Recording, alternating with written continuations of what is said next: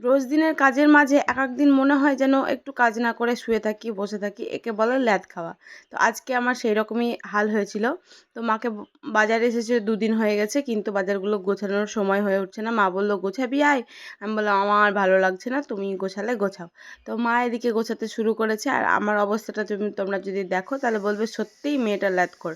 তো মা এদিকে গোছাচ্ছে আর আমি শুয়ে শুয়ে ল্যাদ খাচ্ছি। মানে এতটা ল্যাদ খাচ্ছিলাম যে পড়াতে যেতেও ইচ্ছা করছিল না, কিন্তু পড়াতে তো যেতেই হতো। পড়াতেও চলে গেছিলাম। আর দুপুরবেলায় ভেবেছিলাম একটু অন্য কিছু করব।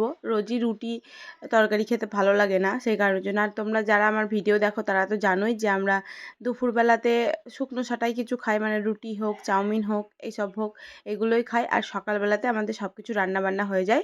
সকালবেলায় খাওয়া দাওয়া করে ধুয়ে সব কিছু উঠে পড়ি আমরা।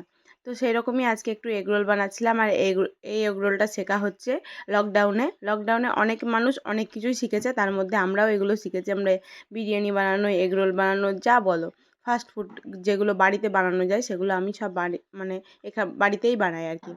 আর তারপর চলে এসেছি, হাঁটতে গেছিলাম, মানে হেঁটে বাড়ি যখন ফিরছিলাম তখন মোম ধরে নিয়ে চলে এসেছি, চলো বৌমণি চা খাবা। আর বৌমণির সাথে পেয়ে গেছে সোনা দিদিকে। তো চলে এসেছি, এখানে আমি পড়াতে আসি, তোমরা যারা আমার ভিডিও দেখো তারা জানো। ভিডিওটা ছিল এই পর্যন্তই, অনেক গল্প করেছি আমরা। দেখা হচ্ছে নেক্সট ভিডিও।